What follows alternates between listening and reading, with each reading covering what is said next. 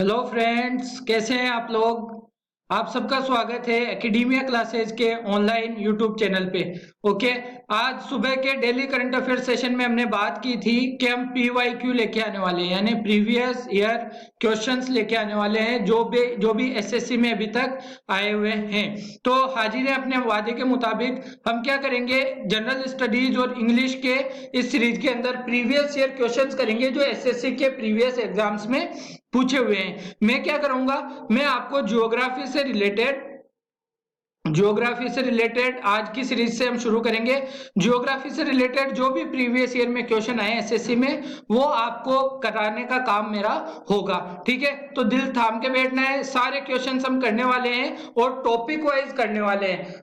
इसके अलावा मेरी जो एक्सप्लेनेशन रहेगी साथ में, तो वो आपको हेल्प करेगी आगे आने वाले क्वेश्चंस के लिए। ठीक है ना। तो अगर जो भी क्वेश्चन पूछा हुआ है एग्जाम में उससे रिलेटेड जितनी भी चीजें होगी उनको हम साथ में जानने की कोशिश करेंगे। तो पहली वीडियो में, इस सीरीज की पहली वीडियो में हम शुरू करेंगे प्रीवियस ईयर पेपर। अच्छा, हमारा सोर्स क्या होगा चीजों को करने का, तो हमारा सोर्स होगा घटना चक्र। ठीक है, घटना चक्र से सारी चीजें हम लेंगे। उसके अलावा उन क्वेश्चन के साथ जो एक्सप्लेनेशन और करनी होगी, कुछ एक्स्ट्रा फैक्ट्स की जो जरूरत होगी वो मैं देने का आपको काम करूंगा। तो ये घटना चक्र हमारा सोर्स है ताकि आपको यकीन हो सके कि हमने जो चीजें ली है वो कहां से ली है। अगर आपके पास घटना चक्र है 2020 का तो आप क्रॉस चेक भी कर सकते हैं। आज हम शुरू करेंगे भारत का भूगोल, और भारत के भूगोल में भी जो पहला टॉपिक हमने लिया है और यही टॉपिक है हमारे घटना चक्र में भी, वो क्या है, भारत का सामान्य परिचय। तो भारत का सामान्य परिचय से अब तक जितने भी क्वेश्चन प्रीवियस ईयर एग्जाम्स में पूछे गए हैं एसएससी के में, उन सबको हम देखेंगे। मैं ये बताना चाहूंगा कि हमने जो शुरू किया है इसको वन लाइनर की तरह लिया है हमने क्वेश्चंस को, ना कि 4 ऑप्शन उनके दिए हैं। इससे क्या होगा, वन लाइनर्स की तरह लेके इनका आंसर आपको बता के एक्स्ट्रा फैक्ट बताने में थोड़ी सी मदद हमें ज्यादा मिल जाएगी। ओके, तो शुरू करेंगे अब हमारे प्रीवियस ईयर क्वेश्चंस की सीरीज को। और पहला क्वेश्चन क्या है, पहला क्वेश्चन है भारत के सामान्य परिचय टॉपिक से, कौन सी देशांतर रेखा भारत का प्रमाणित समय तय करती है। यानी हमारे भारत में जो टाइमिंग चलती है, जो टाइम जोन चलता है वो कौन सा चलता है, हमारी स्टैंडर्ड टाइम लाइन कौन सी है। तो यहाँ पे आपको नजर आ रहा है 82.5 डिग्री, जिसे हम आम लैंग्वेज में क्या कह देते हैं, 82.5 डिग्री पूर्वी। यहाँ पे आपको सही करना है इसको, पूर्वी देशांतर। ये बात आपको ध्यान रखनी है, 82.5 डिग्री पूर्वी देशांतर। अच्छा, ये तो हो गया कौन कौन से राज्यों से ये गुजरती है। तो आपको ध्यान रखना है कि 5 राज्यों से गुजरती है, और 5 राज्यों में भी कौन से, सबसे पहले हम ध्यान रखेंगे उत्तर प्रदेश, उसके नीचे आएंगे तो उत्तर प्रदेश के बाद एमपी यानी मध्य प्रदेश, फिर आ जाएंगे छत्तीसगढ़, छत्तीसगढ़ के बाद आएंगे ओडिशा, और ओडिशा के बाद आते हैं आंध्र प्रदेश। इन 5 राज्यों से ये गुजरती है। एक सवाल ये पूछा जाता है कि 82.5 डिग्री रेखा ठीक कहां से गुजर, का नाम है उत्तर प्रदेश में नैनी, इलाहाबाद में ये जगह है। तो इलाहाबाद के नैनी से 82.5 डिग्री की रेखा गुजरती है, ये भी आप ध्यान रखेंगे। ओके, इतनी बात हुई हमारी स्टैंडर्ड टाइमलाइन की। अब बात करते हैं क्षेत्रफल की दृष्टि से भारत का विश्व में कौन सा स्थान है।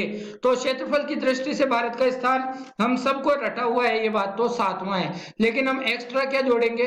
पहला कौन है, रशिया, रशिया के बाद क्या आ जाता है, कनाडा, कनाडा के बाद आ जाता है चाइना। देखिए अक्सर लोग चाइना और यूएसए में कंफ्यूज रहते हैं, आपको याद कर लेना है तीसरे नंबर पे चाइना है और 4th नंबर पे यूएसए है। यूएसए के बाद फिर आता है ब्राजील,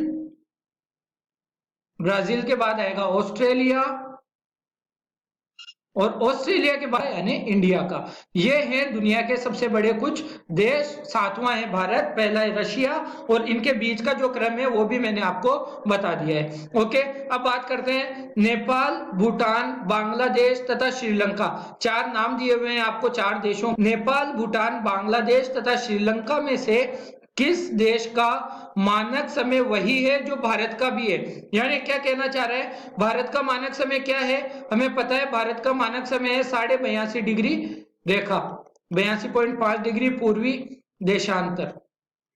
तो ये पूछना चाह रहा है कि ऐसा कौन सा देश है इन चारों में से जिसका जिसका जो स्टैंडर्ड टाइमलाइन है वो भी क्या है, 82.5 डिग्री पूर्वी देशांतर है। तो यहाँ पे आपको नजर आ रहा है श्रीलंका। याद रख लेना इसका आंसर, श्रीलंका का जो टाइम जोन है वो भी कितना है, 82.5 डिग्री पूर्वी देशांतर है। इसके अलावा अगर हम बांग्लादेश की बात करेंगे,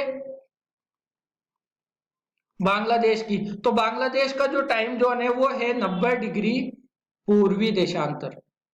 ओके, नेपाल का बात करोगे तो नेपाल का कुछ एक लाइन को हम नहीं मान पाएंगे, क्योंकि नेपाल का जो समय है वो भारत से 15 मिनट आगे है। नेपाल का समय भारत से कितना आगे है, 15 मिनट आगे। तो जैसे हम जानते हैं कि भारत का जो समय है वो ग्रीनविच मीन टाइम से कितना आगे है, 5.5 घंटे, 5 घंटे 30 मिनट। तो नेपाल की अगर बात करेंगे तो नेपाल का टाइम ग्रीनविच मीन टाइम से कितना आगे रहेगा, 5 घंटे और 45 मिनट नेपाल का टाइम ग्रीनविच मीन टाइम रेखा से, यानी जो लंदन से गुजरती है ग्रीनविच रेखा, उससे कितना आगे है, 5 घंटे और 45 मिनट। ये बात ध्यान रहेगी।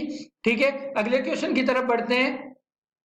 और अगला क्वेश्चन क्या है, भारत का कौन सा भू आकृतिक विभाग प्राचीनतम है। तो हम जानते हैं कि भारत का ये जो भाग है जिसे हम कहते हैं प्रायद्वीपीय भारत, ये वाला, यहां से ये वाला जो एरिया है भारत का, ये कौन सा है, ये प्रायद्वीपीय भारत इसको हम कहते हैं, प्रायद्वीपीय भारत है भारत का सबसे प्राचीनतम भाग। यहाँ पे आपको नजर आ जाएगा, आंसर भी साथ में लिखा हुआ है, प्राचीनतम भाग है प्रायद्वीपीय भारत का। ओके, फिर क्या होगा, अगला क्वेश्चन क्या है, अगला क्वेश्चन है भारत की मुख्य भूमि को रामेश्वरम द्वीप से कौन अलग करता है। देखिए मैं आपको दिखाता हूं थोड़ा सा, रामेश्वरम द्वीप है कहां पे।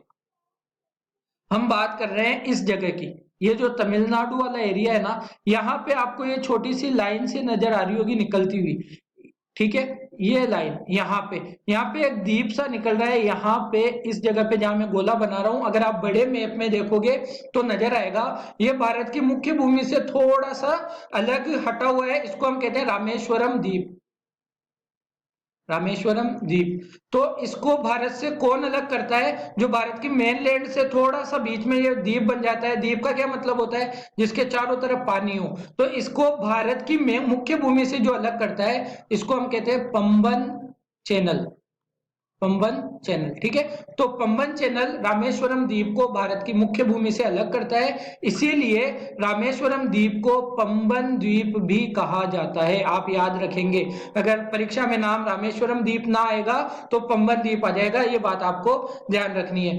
इतनी बात हो गई इस स्लाइड से, बढ़ते हैं अगली स्लाइड पे। अगले क्वेश्चन की बात करेंगे, कर्क रेखा, कर्क रेखा भारत के कितने राज्यों से होकर गुजरती है। तो आप देखोगे कि जो कर्क रेखा है वो भारत के करीब करीब, एक मिनट में इसको थोड़ा सही कर लेता हूं, जो कर्क रेखा है वो भारत के बिल्कुल बीच में से गुजरती है, इस तरह से कुछ है ना। तो कर्क रेखा भारत के 8 राज्यों से गुजरती है, आपको ध्यान रखना है।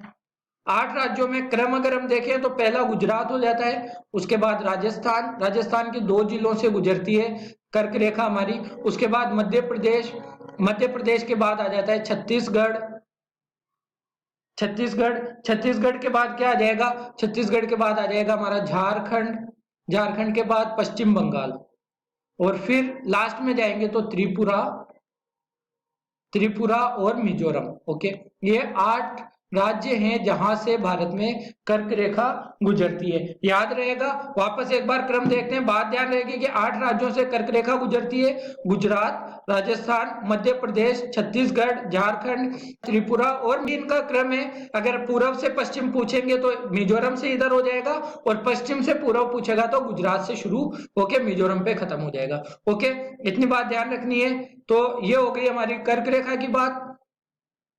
फिर बात करते हैं, इसी से रिलेटेड एक क्वेश्चन पूछा है, ओडिशा, गुजरात, राजस्थान तथा पश्चिम बंगाल में से किस राज्य से होकर कर्क रेखा नहीं गुजरती। तो अभी अभी बताया है कि ओडिशा से नहीं गुजरती, गुजरात, राजस्थान और पश्चिम बंगाल से ये रेखा गुजरती है।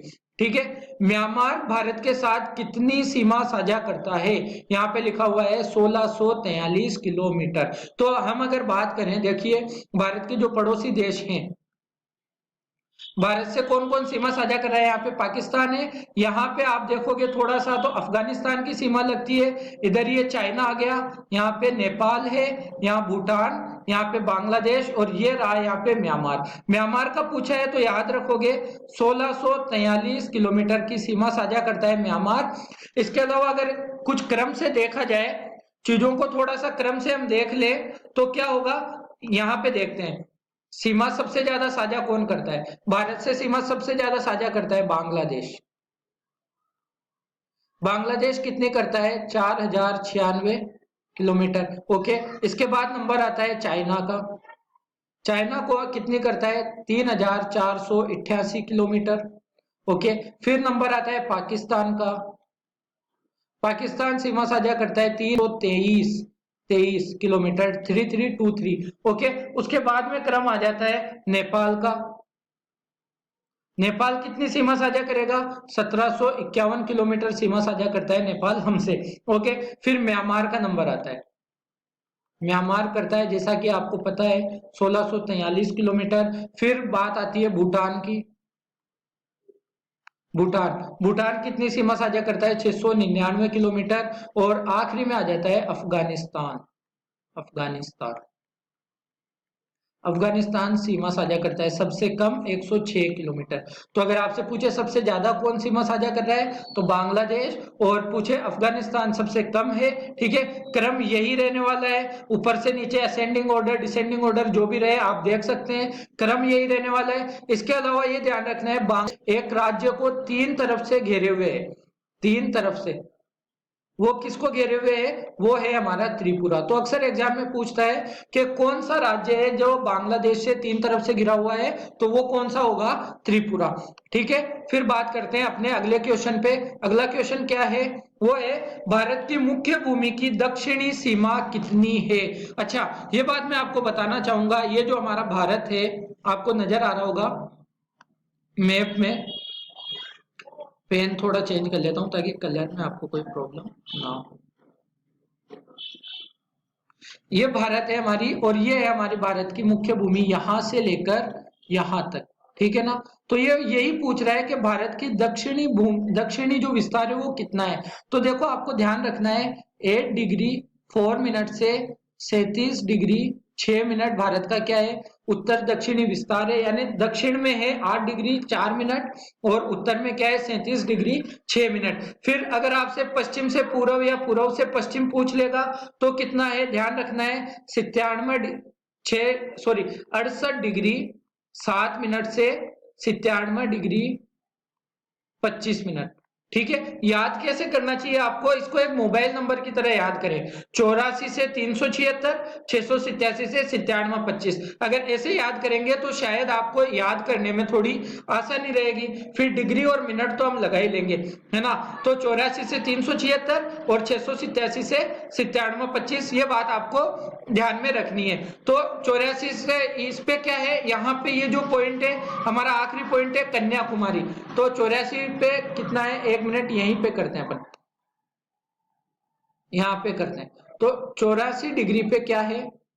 8 डिग्री 4 मिनट पे और 376 यानी 37 डिग्री 6 मिनट। 84 पे जो नाम है वो है कन्याकुमारी, केप कैमोरिन भी इसको कहते हैं, कन्याकुमारी।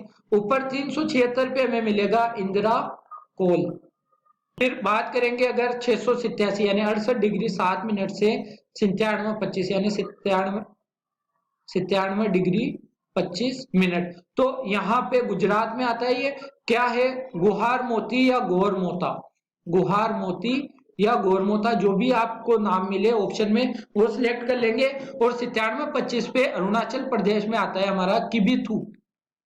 तो ये हमारे भारत के उत्तर दक्षिण और पूर्व पश्चिम के पॉइंट हैं। तो यही आपको एग्जाम में पूछ रहा है, यहाँ पे प्रीवियस ईयर क्वेश्चन में यही क्वेश्चन पूछा गया है। और वो क्या है?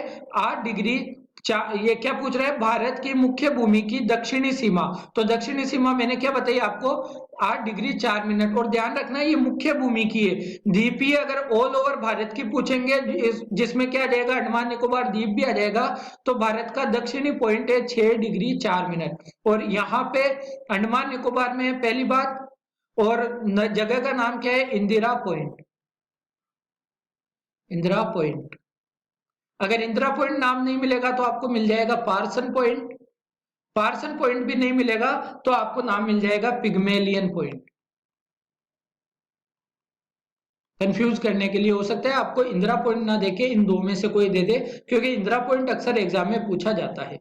फिर बात करते हैं भारत का क्षेत्रफल कितना है। तो भारत का क्षेत्रफल है 32,87,263 किलोमीटर। ओके, तो कैसे याद रखेंगे, आगे भी 3 है और पीछे भी 3 है, तो 32,87,263 किलोमीटर इसका ऑप्शन, इसका आंसर होगा। फिर बात करते हैं अगले क्वेश्चंस पे बढ़ेंगे और अब आएगा हमारा अगला क्वेश्चन। क्या है, भारत का कश्मीर से कन्याकुमारी तक उत्तर से दक्षिण विस्तार, यानी भारत ये जो है यहां से, ये जो कश्मीर से कन्याकुमारी तक आपको भारत दिख रहा है, यहां से लेके यहां तक ये जो भी है, थोड़ा टेढ़ा चला गया, कन्याकुमारी तक ये विस्तार कितना है, तो ये इसकी लंबाई पूछ रहा है और ये कितनी है। लगभग के साथ अगर आंसर देंगे ऑप्शन में तो आप कह सकते हो लगभग 200, लगभग 3,200 किलोमीटर है। लेकिन अगर आप एग्जैक्ट जाना चाहेंगे तो 3,214 किलोमीटर आपका आंसर इसमें रहेगा। ओके, फिर बात करते हैं पश्चिम से लेकर पूर्व तक भारत का विस्तार 687 यानी 68 डिग्री 7 मिनट से कहां तक है, तो इसके बारे में हम बात कर चुके हैं, 97 डिग्री 25 मिनट तक पूर्वी देशांतर, ये आपको ध्यान रखना है। अगला क्वेश्चन देखेंगे, दक्षिण से उत्तर भारत की ओर भारत की मुख्य भूमि का विस्तार। तो वही जो बात मैं आपको बता चुका हूं ऑलरेडी, वही बोला गया है कि भारत के दक्षिण से उत्तर की ओर जाएंगे तो मुख्य भूमि का विस्तार कितना है, तो 8 डिग्री 4 मिनट से 37 डिग्री 6 मिनट इसका आंसर हो जाएगा। फिर भारत का अरुणाचल प्रदेश से कच्छ तक का पूर्व पश्चिम विस्तार लगभग कितना है, यानी ये जो ऊपर नीचे पूछा था ना, ऐसे भारत का ऐसे ऐसे पूछ रहा है पूर्व पश्चिम, तो अगर लगभग में आंसर देंगे तो 2900 किलोमीटर, लेकिन अगर एग्जैक्ट जाना चाहेंगे तो 2,933 किलोमीटर आंसर आप इसका देंगे। ओके, अगर 2900 किलोमीटर ही ऑप्शन में रहेगा तो इस पे टिक करना ही है। फिर अगली बात करेंगे, भारत की स्थल सीमा रेखा लगभग कितने किलोमीटर है। तो हमने ये जो देखा ना भारत का मैप, भारत का मैप भी देखा और ये भी हमने देख लिया कि ये जो स्थलीय सीमा है, ये जो जा रही है भारत की ऊपर पाकिस्तान से फिर चाइना से, ये है भारत की स्थलीय सीमा, है ना। तो ये कितने किलोमीटर है, यही ये पूछना चाह रहा है, तो हम बता देंगे भारत की स्थलीय सीमा कितने किलोमीटर है। ये है हमारी 15,200 किलोमीटर। अगर आप मोटा मोटा आंसर दोगे तो ये है, लेकिन एग्जैक्ट में अगर जाओगे तो 15,106.7 किलोमीटर भारत की स्थलीय सीमा लगती है। किन किन देशों से कितनी कितनी लगती है ये हम बात कर चुके हैं। फिर बात आती है भारत और पाकिस्तान के बीच की सीमा रेखा को क्या कहा जाता है, तो ये तो शायद बच्चे बच्चे को रटा हुआ है, रेड क्लिफ रेखा में इसको कहते हैं, भारत और पाकिस्तान के बीच में जो सीमा रेखा है। किस देश की भारत की सबसे लंबी, किस देश के साथ भारत की सबसे लंबी अंतरराष्ट्रीय सीमा लगी हुई है, तो अभी अभी बात की थी हमने, कौन सी है सबसे ज्यादा, बांग्लादेश। तो हम क्या अलग कर देंगे आंसर, बांग्लादेश। और कितनी बांग्लादेश की लगती है, 4,096 किलोमीटर सबसे ज्यादा। सबसे कम पूछ लेगा तो अफगानिस्तान की सबसे कम है, अफगानिस्तान, और कितनी है, 106 किलोमीटर। ओके, बात करेंगे अगली क्वेश्चन की तरफ बढ़ते हैं। पाक जलडमरू मध्य तथा मन्नार की खाड़ी द्वारा निर्मित तंग समुद्री जलमार्ग, जिसे हम जल संधि कह देते हैं, जल संधि, जल मार्ग के कारण कौन सा देश भारत से अलग स्थित है। तो देखिए ये जो हम भारत का मैप देखेंगे, यहाँ पे ये भारत का मैप देखेंगे तो यहाँ पे ये है पाक की खाड़ी, पाक की खाड़ी, और यहां पे ये वाली जो है ये है मन्नार की खाड़ी, और इसके बीच में ये जो सकरा रास्ता है जिसे हमने कहा तंग जलमार्ग, जिसे क्वेश्चन में कहा गया तंग जलमार्ग, तो इससे भारत को कौन अलग करता है, ये भारत और किसके बीच में है, ये तो भारत और श्रीलंका के बीच में है ना। तो क्वेश्चन यही पूछना चाह रहा है कि ये जो पाक स्ट्रेट है, पाक जल संधि है, ये किसको अलग करती है, ये अलग करती है भारत को श्रीलंका से। तो इतनी बात हमें पता होनी चाहिए, ये बात हमें शायद आपको पता भी हो, लेकिन क्वेश्चन पूछता है, ध्यान रखना है। भारत में सबसे छोटा दिन कब होता है? तो कब होता है भारत में सबसे छोटा दिन? 22 दिसंबर को। देखिए क्या होता है, ये पृथ्वी है और पृथ्वी की ये है 0 डिग्री, ये है 23.5 डिग्री मकर रेखा, सॉरी कर्क रेखा, ऊपर नॉर्थ में कर्क, और ये है नीचे 23.5 डिग्री मकर रेखा। इतनी बात समझ में आ गई? ठीक है, ये हो गई मकर रेखा। फिर क्या होगा, सूरज का क्या काम है? सूरज का ये काम है कि जो कर्क रेखा और मकर रेखा के बीच में सूरज क्या करता है, वर्ष भर इसकी किरणें लंबवत चमकती है। तो यहाँ पे अगर हम सूरज बना दे, ये सूर्य है, तो सूर्य की जो सीधी किरणें पड़ती है कब कब पड़ती है, एक तो 21 मार्च को और एक 23 सितंबर को। ये कर्क रेखा सूरज की किरणें लंबवत पड़ती है 0 डिग्री पे, यानी विषुवत रेखा पे। फिर क्या होता है, 21 जून को सूरज की किरणें पड़ती है लंबवत, कहाँ पे, कर्क रेखा पे। तो 21 जून को कर्क रेखा पे जो देश होंगे, जो उत्तरी गोलार्ध के देश होंगे, 21 जून को वहां पे सबसे बड़ा दिन होगा, सबसे बड़ा दिन। फिर सूरज नीचे पहुंचता है यहाँ पे मकर रेखा पे 22 दिसंबर को। तो 22 दिसंबर को दक्षिणी गोलार्ध में सबसे बड़ा दिन होता है और उत्तरी गोलार्ध में सबसे छोटा दिन होता है। अगर आपसे ये पूछे कि दक्षिणी गोलार्ध का सबसे छोटा दिन कौन सा होगा, तो जो उत्तरी गोलार्ध का सबसे बड़ा दिन होगा वो दक्षिणी गोलार्ध का सबसे छोटा दिन होगा। तो आपसे यही पूछ रहा है कि भारत में सबसे छोटा दिन कब होता है। भारत कहाँ पे है, भारत यहाँ पे अवस्थित है, यानी उत्तरी गोलार्ध में। और उत्तरी गोलार्ध में सबसे छोटा दिन कब होता है, जब दक्षिणी गोलार्ध में सबसे बड़ा दिन होता है। तो सबसे छोटा दिन उत्तरी गोलार्ध में होगा 22 दिसंबर को। भारत भी कहाँ है, उत्तरी गोलार्ध में है, तो भारत में भी सबसे छोटा दिन क्या होगा, 22 दिसंबर को होगा।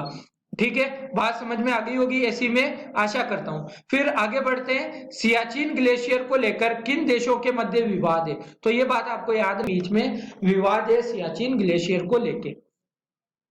फिर बात करेंगे व्हीलर द्वीप का नाम, व्हीलर द्वीप का नया नाम क्या है? तो आपको पता होना चाहिए, जो व्हीलर द्वीप है जहां से भारत की जो मिसाइलें होती है, मिसाइलों का जो निर्माण होता है डीआरडीओ के द्वारा, डीआरडीओ के द्वारा इनका क्या किया जाता है, मिसाइलों का परीक्षण किया जाता है, यानी टेस्ट की जाती है मिसाइलें कि सफल है। तो कौन से द्वीप पे की जाती है, अब्दुल कलाम आइलैंड पे। तो व्हीलर द्वीप को ही नया नाम दिया गया था अब्दुल कलाम द्वीप। तो ये बात आपको ध्यान में रखनी है। छोटा द्वीपीय देश कौन सा है? तो आपको पता रखना है, हिंद महासागर में बहुत सारे द्वीपीय देश है, उनमें सबसे छोटा कौन सा है, मालदीव। मालदीव हमसे अलग होता है, ध्यान रखना। हमारा एक द्वीप है, यहाँ पे समझो ये है हमारा भारत, छोटा सा बना के बात कर लेते हैं, ये हमारा भारत, यहाँ पे कहीं पे हमारा लक्षद्वीप, और लक्षद्वीप के नीचे आता है मालदीव। तो मालदीव जो अलग होता है हमसे, मालदीव हमसे अलग होता है लक्षद्वीप से 8 डिग्री चैनल के द्वारा। ठीक है ना, आगे डिस्कस भी करेंगे इसको, तो ध्यान रखना है आपको। फिर पूछ रहा है दक्षिणी गंगोत्री क्या है? देखिए ये हमारा जो एक महाद्वीप है, अंटार्कटिका महाद्वीप, यहाँ पे क्या है, सिर्फ बर्फ है, यहाँ पे कोई ह्यूमन पॉपुलेशन नहीं पाई जाती है ना, जनसंख्या नहीं पाई जाती है। तो यहाँ पे क्या है, वैज्ञानिकों के रिसर्च स्टेशंस हैं। भारत के भी यहाँ पे कुछ रिसर्च स्टेशंस हैं, जिनमें से पहला तो है दक्षिण गंगोत्री, जिसके बारे में आपसे क्वेश्चन में पूछा है, दक्षिण गंगोत्री। दक्षिण गंगोत्री के अलावा दो नाम और आपको ध्यान रखना है, एक तो नाम है भारती, ये भी हमारा रिसर्च स्टेशन है, दूसरा नाम है मैत्री। ओके, तो ये नाम आपको ध्यान रखने हैं। अंटार्कटिका के अंदर भारत के रिसर्च स्टेशन है, जहां पे वैज्ञानिक क्या करते हैं, रिसर्च करते हैं। और ये कहां पे, अंटार्कटिका में। तीन नाम आपको ध्यान रखने हैं, दक्षिण गंगोत्री, भारती और मैत्री। ओके, ये बात ध्यान रहेगी। आगे बढ़े, अभी काफी कुछ क्वेश्चन हमारे बाकी हैं इस सेट से, तो आगे बढ़ते हैं। तो वही पूछ लिया, भारत की मुख्य भूमि का विस्तार कहां से कहां है, उत्तरी और दक्षिणी अगर पूछ रहा है तो 8 डिग्री 4 मिनट से 37 डिग्री 6 मिनट उत्तरी अक्षांश, फिर पूर्वी तटीय मैदान का एक अन्य नाम क्या है? देखिए ये क्वेश्चन ऐसे हो सकता था कि कुछ ये पूछ लिया पूर्वी तटीय मैदान के अन्य नाम क्या है, और उसमें आपको कुछ 4 ऑप्शन दिया हुआ होगा। तो मैं आपकी प्रॉब्लम सोल्व कर रहा हूं यहाँ पे। ये है हमारा प्यारा भारत, है ना, ये प्रायद्वीपीय भारत है। तो मैदान जो तट की बात करें तो ये जो गुजरात वाला तट है इसको हम कहते हैं काठियावाड़ तट, काठियावाड़ तट। ओके, फिर गुजरात के बाद में क्या आ जाता है, ये जो महाराष्ट्र गोवा और कर्नाटक वाला एरिया आ जाता है इसको हम कहते हैं कोंकण तट। और ये जो केरला वाला एरिया आता है इसको हम कहते हैं मालाबार तट। ये कौन से तट है? हमारे भारत के पश्चिमी तट हैं ये सारे, है ना। इधर अगर बात करें उड़ीसा की तो यहाँ पे उड़ीसा वाला जो तट है ये वाला, इसको हम कहते हैं उत्तरी तट, उत्तरी सरकार, या फिर एक नाम और मिलता है हमें उत्कल तट। ठीक है, फिर जो आंध्र प्रदेश वाला एरिया आ जाता है, आंध्र प्रदेश वाले एरिया को हम कहते हैं काकीनाडा तट, काकीनाडा तट। और इसको फिर हम जो तमिलनाडु है इसको हम कहते हैं कोरोमंडल तट। तो जो भी आपके ऑप्शन में रहेगा उस हिसाब से आप आंसर कर दोगे। ये भारत के पूर्वी तट है, ये भारत के पश्चिमी तट है। फिर आगे बढ़ते हैं, भारत के स्थलाकृतिक मानचित्र कौन सा संगठन बनाता है? तो ये आपको नाम याद रखना है। भारत के जो मानचित्र बनाता है वो कौन बनाता है? भारतीय सर्वेक्षण विभाग। और इसकी स्थापना कब हुई थी? इसकी स्थापना हुई थी 1967 में। भारत का मानक समय ग्रीनविच समय से कितना आगे? तो हम बात कर चुके हैं, भारत का मानक समय ग्रीनविच समय से 5.5 घंटे आगे, जिन्हें हम कह देंगे 5 घंटे और 30 मिनट। अगर ओवरऑल मिनट में पूछेगा तो 330 मिनट। जैसे भी पूछ ले आपको एग्जाम में टिक करके ही आना है। फिर बात करते हैं अगले क्वेश्चंस की। अगला क्या क्वेश्चन है, निम्नलिखित में से किसको सूर्य की ऊर्ध्वाधर किरणें कभी नहीं मिलेगी? 4 शहरों के नाम दिए हुए हैं और पूछ रहा है कि कौन से शहर पे सूर्य की किरणें कभी सीधा नहीं पड़ेगी। तो हमने बात की थी, देखिए यहाँ पे ये जो कर्क रेखा, सूरज जो है वो कर्क रेखा और मकर रेखा के बीच में गर्दिश करता है, इनके बीच में घूमता है। इससे ऊपर सूरज की किरणें कभी नहीं पड़ती और इससे नीचे मकर रेखा से नीचे भी सूरज की किरण कभी नहीं पड़ती। तो हमारे भारत का एक हिस्सा है जो मकर रेखा के नीचे है, अगला हिस्सा है जो मकर रेखा से ऊपर है। तो अभी हम देखते हैं क्या है। देखिए मुंबई जो महाराष्ट्र है वो मकर रेखा से नीचे है, क्योंकि हमने बताया था कर्क रेखा भारत के 8 राज्यों से गुजरती है और गुजरात से शुरू होकर मिजोरम पे खत्म होती है। तो मुंबई कर्क रेखा से नीचे, यानी कि कर्क रेखा से नीचे सूरज की किरणें पड़ती है सीधी। चेन्नई भी नीचे आ जाएगा तमिलनाडु में। तिरुवनंतपुरम भी केरल की राजधानी है, सबसे नीचे। लेकिन श्रीनगर जो है वो जम्मू कश्मीर की राजधानी है, और जम्मू कश्मीर कहाँ पे? कर्क रेखा से काफी ऊपर है। तो जम्मू कश्मीर में सूरज की किरणें कभी सीधी नहीं पड़ती है, जम्मू कश्मीर के श्रीनगर में भी सूरज की किरणें कभी सीधी नहीं पड़ेगी। ठीक है, आगे बात करते हैं, निम्नलिखित में से वह शहर कौन सा है जो सबसे अधिक उत्तरी अक्षांश पर है?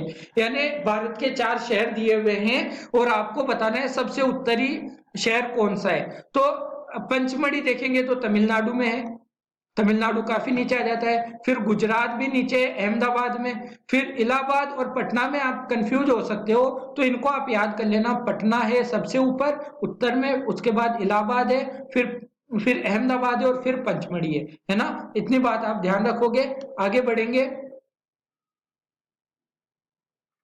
भारत का दक्षिणी छोर, भारत के दक्षिणी छोर का नाम पूछ रहा है। भारत का ध्यान रहे, अगर भारत की मुख्य भूमि का पूछेगा, मुख्य भूमि, तो मुख्य भूमि का क्या होता है? केप कैमोरिन या कन्याकुमारी,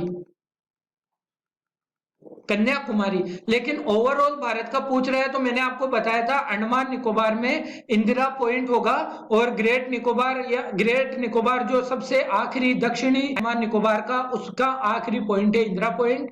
अगर स्थिति पूछेगा तो 6 डिग्री 4 मिनट। मैंने आपको बताया था इंदिरा पॉइंट की जगह आपको पार्सन पॉइंट या पिग्मेलियन पॉइंट भी मिल सकता है ना। तो चीजों से कंफ्यूज आपको नहीं होना है, चीजें याद रखनी है। फिर यह एक बार कवर हो चुका है। क्षेत्रफल की दृष्टि से भारत का नंबर कौन सा है संसार में? 7वां है। भारत का क्षेत्रफल पाकिस्तान से लगभग कितना गुना बड़ा है? तो पाकिस्तान का क्षेत्रफल पता रहेगा तो हम आसानी से पता कर सकते हैं। 7,96,095 किलोमीटर स्क्वायर है पाकिस्तान का, और भारत का कितना देखा था हमने? 32,87,000 263 देखा था करीब करीब। तो इससे लगभग 4 गुना बड़ा है हमारा भारत पाकिस्तान से। ओके, वो तो अगर आपको क्षेत्रफल याद रहेगा तो आपको मिल ही जाएगा। भारतीय उपमहाद्वीप मूलतः किसका अंग था? तो आपको पता होना चाहिए भारतीय उपमहाद्वीप जो है हमारा प्रायद्वीपीय भारत है, वो किसका अंग है? वो है गोंडवाना लैंड का। फिर बात करेंगे कौन सा देश पाक जलडमरू मध्य से जुड़े हुए हैं? कौन से देश पाक जलडमरू मध्य से जुड़े हुए हैं? तो हमने बात की थी ना, ये भारत है और यहाँ पे श्रीलंका है। यहाँ पे क्या है? पाक जल संधि है, पाक जल संधि।